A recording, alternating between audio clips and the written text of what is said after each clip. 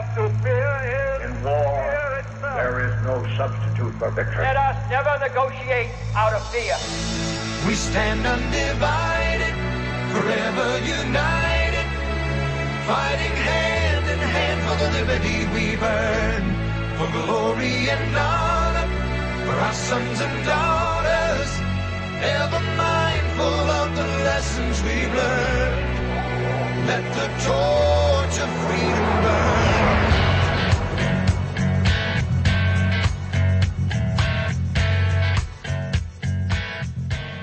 You found your way to the intersection of faith and politics. This is WallBuilders Live with David Barton and Rick Green. Thank you for joining us today. You can visit online at wallbuilders.com and wallbuilderslive.com. Click on that archive section at wallbuilderslive.com. You can jump back to some programs from the last few months. Every program, David, we try to look at things from both a biblical and a historical point of view. Some folks might say, well, why do you want to look in the past for issues facing today or going forward? But it's because truths don't change. They really don't change. And I've got a quote I want to give you. You'll know who it's from, but just listen to this quote for a minute. It says, now, more than ever before. And this goes to, you've probably seen some of the polling, so let me set this up right. Congress is now, depending on which poll you look at, their approval rating is somewhere between 9 and 14%. So when you got a single-digit approval rating as the United States Congress, we got a lot of people dissatisfied. Which means 9 out of 10 don't approve of you. 9 out of 10 disapprove of Congress and what they're doing. And they don't like Congress. They think it's corrupt. They think it will not stand, that it has no backbone, that's ignorant, there's all these adjectives being used with it. Here's the quote. Now, more than ever before, the people are responsible for the character of their Congress. If that body be ignorant, reckless, and corrupt, it's because the people tolerate ignorance, recklessness, and corruption. But if that body be intelligent, brave, and pure, it's because the people demand these high qualities to represent them in the national legislature. Now, that's pretty good advice, but that was advice given in 1876. Wow. So it could have been from any activist today could have said the same thing, and it came because there was a lot of corruption in Congress following the end of Reconstruction, and as the South was doing so much to keep blacks in oppression, the Jim Crow laws, all the things that they did, buying off a lot of Congress, getting a lot of congressmen to go against the Reconstruction, the Civil Rights Amendments.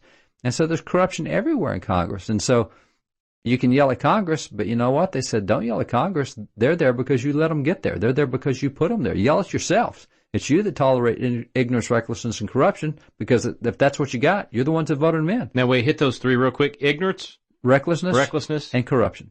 Ignorance, recklessness, and corruption. So if we have leaders that don't even know what right from wrong is. Right. If we have or leaders, even what the Constitution says. Or what the Constitution or says. How to use the Constitution. Or if we have leaders that are reckless, meaning they're willing to blow money like there's no tomorrow. Or ignore the laws. Or ignore laws. And then corrupt, the crony capitalism that we see. I hate even saying capitalism. The crony corruption. Crony corruption, yeah. Where government's paying people off. The lobby, the fourth branch. The IRS abusing right. people. I mean, so ignorance, recklessness, and corruption sounds like what we got right now. So who's to blame? And it says it's because the people tolerate ignorance, recklessness, and corruption. If we were really ticked off at Congress enough, we would not just say, I've had it. We wouldn't say, I'm walking away. We'd turn around and say, I'm walking into this, and I'm knocking down everybody until we get this fixed. Yeah.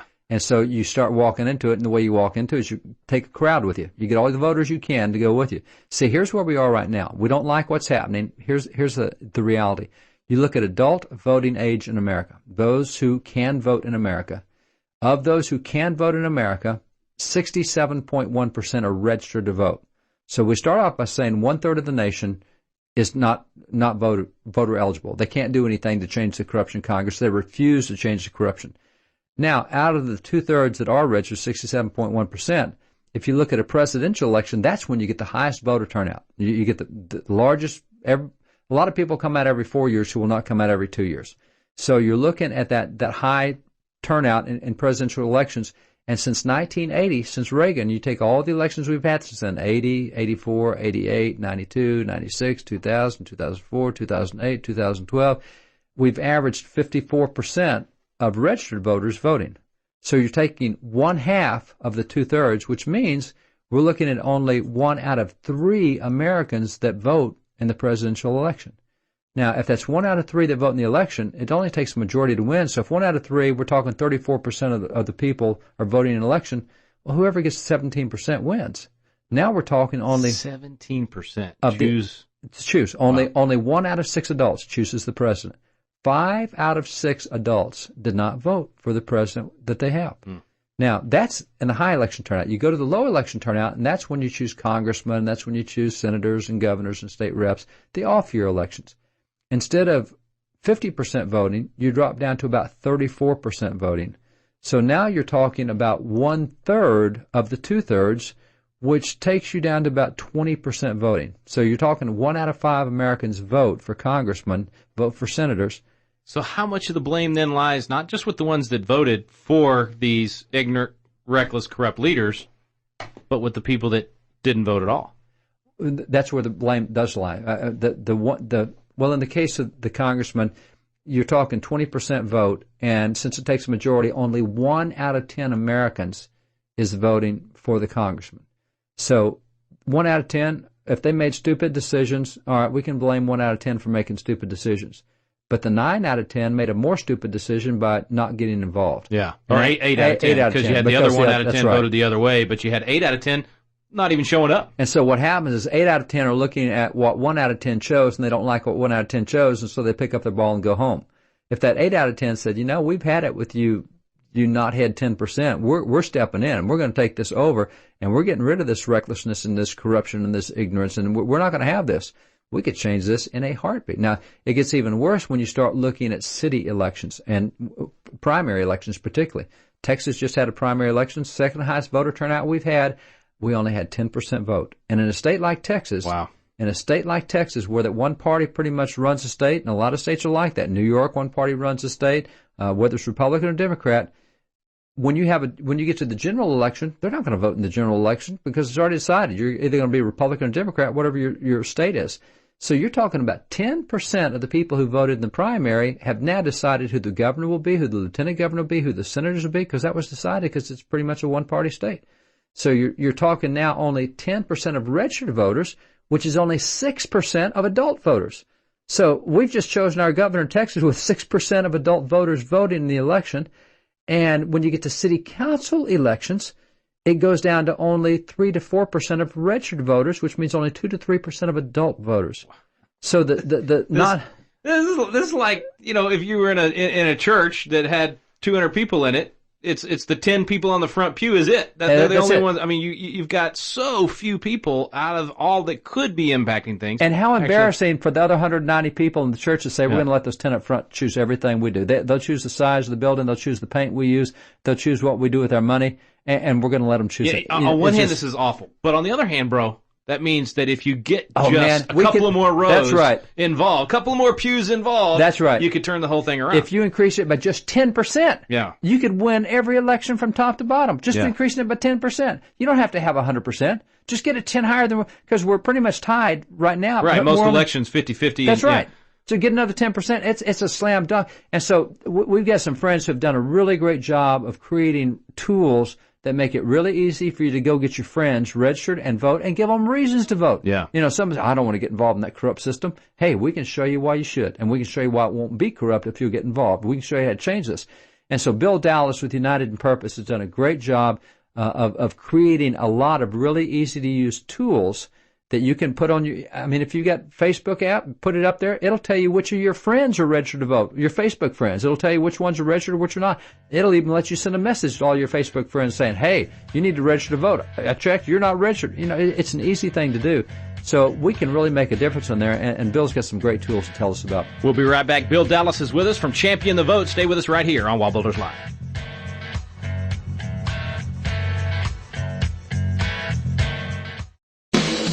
Red, White, Blue, and Green is a new reality show following the Green family around the nation, rediscovering the American principles that made us the most successful nation in the history of the world. You can be a part of launching this new reality series by visiting rickgreen.com and clicking on the Red, White, Blue, and Green tab. Here's a sneak peek from the pilot episode. Rick Green coming to you live from the Lone Star State of Texas, a beacon of hope and freedom to liberty lovers around the world. Today I'm thinking about why do we do what we do? Because everywhere we go as a family, when we're traveling and speaking, someone comes up to us and asks, where's the hope? Is it over for America? They genuinely feel like the stars and stripes are fading. I felt that. But when I look at my family, whether it's my son Trey and his drive to exceed expectations, or Reagan and his love for serving and teaching other people, Cameron and her determination to outperform her brothers in everything she does, or my little stagehound Rhett and his boundless enthusiasm, through their eyes, I see a vibrant nation. When my children stand in the birthplace of the Constitution, or on battlefields where patriots gave their lives, I can see in them a rekindled flame of the American spirit. The future of my children's country is bright because it's built on the foundation of an incredible providential history. A history of patriots and pastors, entrepreneurs and freedom fighters, mothers, fathers, families like yours and mine, who chose to live like their nation depended on it.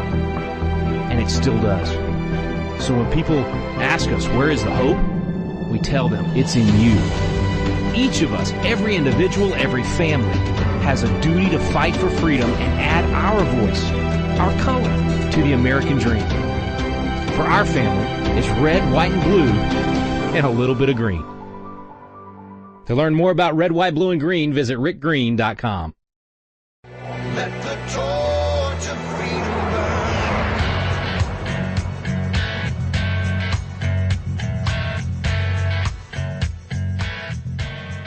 Welcome back to the intersection of faith and politics. WallBuilders Live with David Barton and Rick Green. Thanks for staying with us. Our good friend Bill Dallas with us today. Bill, how you doing, bro? Good. Thanks for having me, Rick. Hey, United in Purpose. Tell us a little bit more about what you guys do. We've had you before, but everybody's headed into primary season. It's a great time to get churches involved and registering voters and educating voters, and you guys give them tools so they're not starting from scratch. Tell us how it works. Well, we're based out here in Silicon Valley, and what we are is a technology company that provides services and tools primarily around voter and voter engagement. Provide these services free and at no charge. And as you know, the midterms are upon us. The primaries are happening all around the country, and what we're doing now is making available to organizations that want it our tools to help get people registered and help get people out to vote.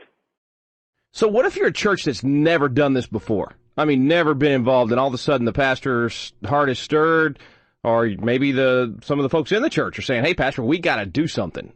How do they even begin to pull that trigger for the first time? So what they can do is they can go to a website that we've launched called Let's Vote America. And again, that's Let's Vote America.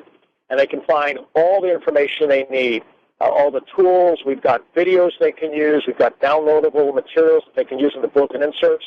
And the bottom line, it helps the church understand, first of all, the epidemic problem that we have of the amount of Christians that don't vote in any election. It gives all that information. And then it shows them how to engage Christians. As an example, Rick, just some numbers, in 2012, the presidential election, there was 89 million born-again Christians. This comes from George Barna, who's on our board. He put together a bunch of documents. In the 2012 election, the born-again Christian population was 89 million. Almost 11 million of those 89 million were not registered to vote, and another 27 million who were registered did not vote. So almost 39 million Christians out of the 89 million Christians either were not registered or did not vote. That's over 40% of Christians that are not engaged. Now, that's in a presidential election. Imagine in a midterm like 2014. And so what we've got to help the church understand is that the determination of the direction of our country when it comes to politics is sitting in their pews. And we want to help the pastor not only understand his role, but we also want to give the tools for the pastor to do that. And we've got a bunch of tools that will help them do that. And what we'd like to say in our shop, Rick, is this is just add water, a turnkey campaign, because the last thing a pastor needs is more things on his plate. So we've built the whole system that they can hand it off to somebody in their staff, or they can hand it to a layperson in their church, and they can run these voter campaigns to get their church engaged in the process. Yeah, it's a complete track to run on. In fact, I'm looking at the website right now. I mean, you've got the bulletin inserts. It's like a series, so there's all kinds of things they can do, flyers, posters, videos that are really well done and make it very clear what's going on, especially what you're talking about in terms of the numbers. And when you give those numbers, Bill, it really changes something for me, because a lot of times I tend to think, as a lot of Americans, well, you know, the culture's just changed so much, and we've lost so many, and we don't have the numbers anymore. We do have the numbers. We're just not using the numbers. Our people aren't showing up. If our people showed up, we'd have a totally different outcome. think about this. We are actually the giant in this, right? We're much bigger, right, number-wise. But unfortunately, we're asleep. So what we always say in our messaging is, let's wake the sleeping giant. And we get the Christians out in the direction the country will go the way the Christians want it to go. But you can't hope and pray. And by the way, prayer is incredibly important, Rick. And you believe in it, I believe in it. But we need to not just pray, we need to act, right? Faith without works is dead. So we need to do both. And so what our encouragement is not only are you praying, church, but get out actively and do something. And we provide everything you have. And like you mentioned, a lot of these videos, they're done in 60, 90-second slots that you can run during your services to encourage your congregation. You can use them to send to friends. And so we kept it very short. Again, we don't want to disrupt the program that the church is already doing in any given week or any given Sunday. This is only going to supplement what they're doing. And at the end of the day, it's going to help the pastor feel like he's accomplished something tremendously in his community. And again, he'll get, in essence, the pat on the back without it being extra work. So there's no burden on his back. It's more the pat on the back from the congregation when they go, this is great, Pastor. We should be doing this, and thanks for doing this. Yet the work is done by the lay people, the people in this community. John Hancock said, I urge you by all that's dear, by all that's honorable, not only to pray, but to act. Exactly what you just said, Bill. We've got to do that if we want to save our culture. The website, letsvoteamerica.com. Go check it out. Get those links to your pastor. Pastors that are listening, it's so easy. Get that information to your staff. Make sure that you're doing this for your church. It's such an important thing to do this year. We've got to take a very quick break. We'll be back. Bill Dallas with us here on WallBuilders Live.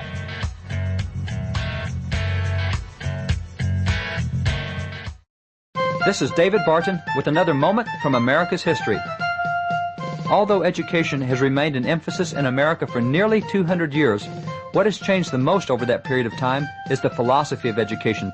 For example, while religion finds no place of refuge in our schools today, such was not the case at the time of our founding fathers.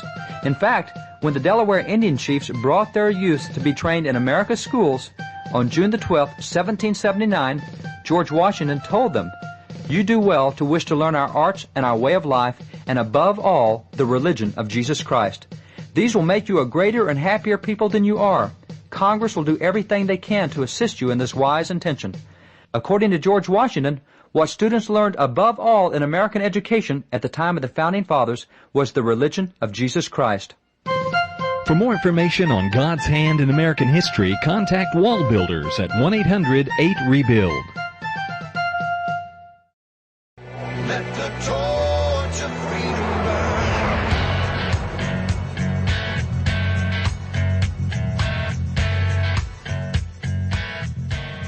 We're back. Thanks for staying with us here on WallBuilders Live. Bill Dallas with us. We're talking about getting churches involved, turning out that vote that's so important. You know, Bill, those numbers you were giving me earlier, that's almost half. That's a lot of folks. I guess if you're sitting in the pew on Sunday morning and you're voting, you look to your left and your right, more than likely either at least one or both of those people sitting next to you didn't show up and vote last time.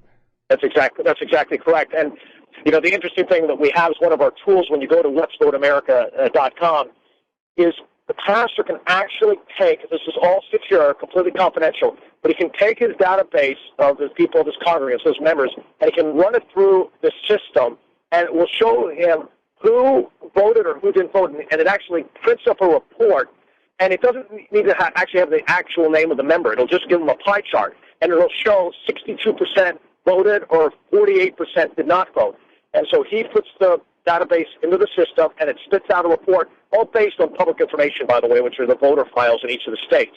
And then all of a sudden the pastor says, wow, I really didn't realize that this many people didn't vote, because most pastors, if you ask them, they think that their congregants are actually voting. And in reality, it's a shocker of how many of them aren't. So we've provided this tool. It's called the Voter Lookup Tool. They can do it on an individual basis, or they can run their entire database through the system. And again, just go to letsvoteamerica.com, and it's all explained there.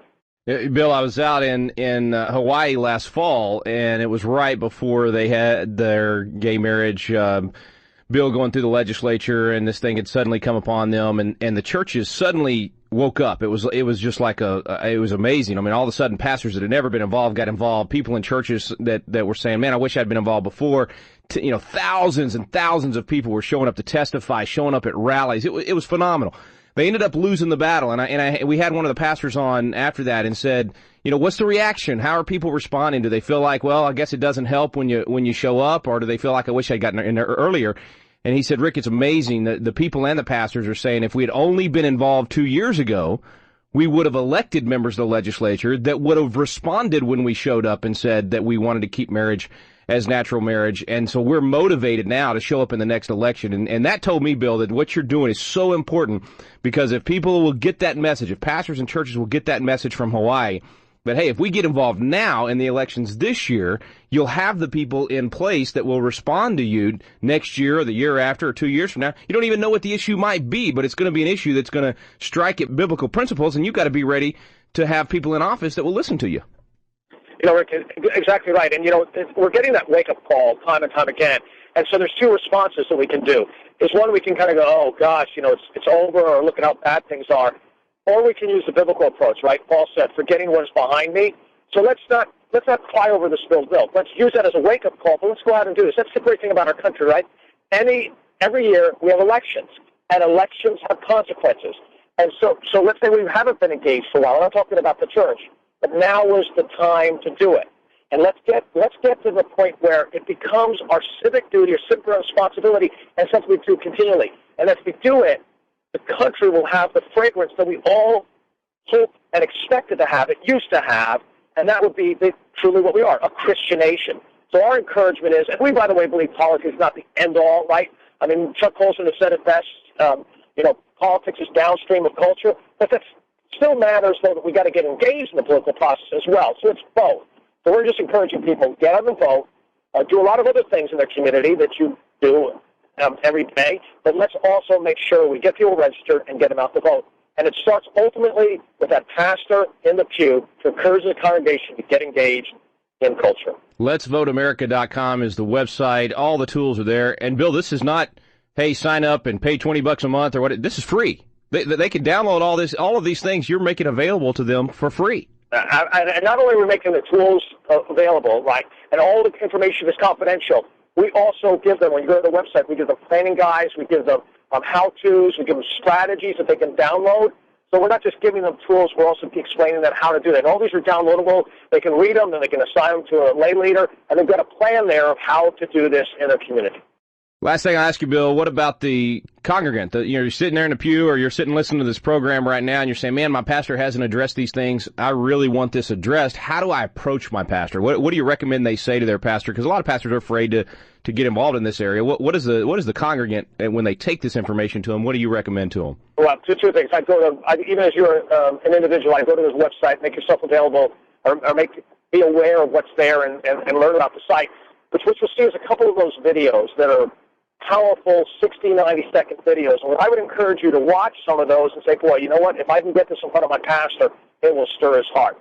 So some of the things that are on that site to get people engaged will actually help you be able to send something to your pastor because, again, it's done, a picture paints 1,000 words. You just need to watch one of those 60-second videos, and it's going to be hard to turn your head and say, well, no, that's really not the issue. Once you watch that, it's hard not to get engaged. Oh, and so easy today, man. Just load it on your iPad, folks. Take it to church with you, and after church, just grab the pastor and say, hey, I just need 60 seconds. Would you watch this? There would be an easy way to do it as That's well. That's exactly right, Rick. Bill, God bless you, brother. Keep up the great work. Looking forward to some great results this year because of your efforts and because of these tools that people are going to be able to get a hold of. So easy for pastors to get involved. Let'sVoteAmerica.com is the website. Bill Dallas, appreciate you, man. Thanks for coming on.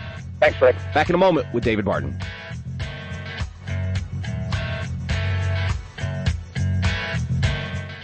I'm Professor Radisson. This is Philosophy 150. Fill in the papers I've just given you with 3 little words. God is dead. When your faith is tested, would you fight for what you believe? I actually believe in God. To me, he's not dead. He's alive. God's not dead. He's surely alive. God's Not Dead, the movie. Join the movement at the box office and say, God's not dead. He's surely alive. Now playing. Rated PG. For more information, go to godsnotdeadthemovie.com. Let the torch of freedom burn.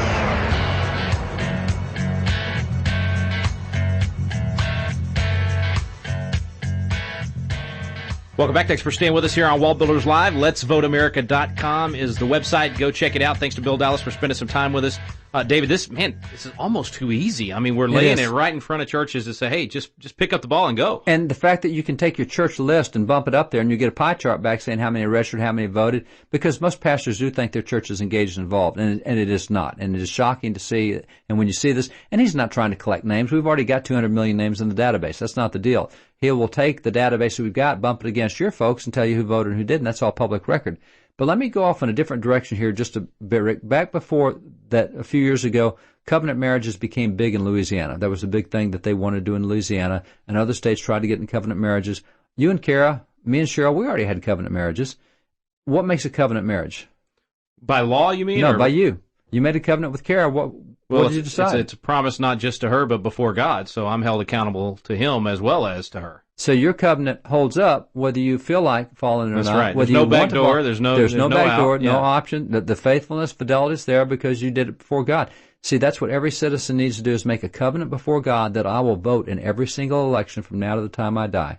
I don't care if it's a dog catcher election where only 1 out of 10,000 people vote. I will be the one that votes in that election. Yeah. If you'll make a covenant that says, hey, before God, I will do what I can in my vote to make a difference, and if you'll try to get others to do that with you, man, if you vote every time, I think that's the least we owe our country. That's the least that we can owe God in the way of stewardship, is say, I am going to vote every time. Now, in the meantime, I'm going to go talk to my pastor, see if he'll bump the list up, and I'm going to see who in my church I can go get the vote as well. We can turn this thing around. Amen. And somebody in every church needs to be the one to take the bull by the horns here. That's right. Go find out more at letsvoteamerica.com. You can be the one to get your church registered and involved. You've been listening to WallBuilders Live. We stand undivided.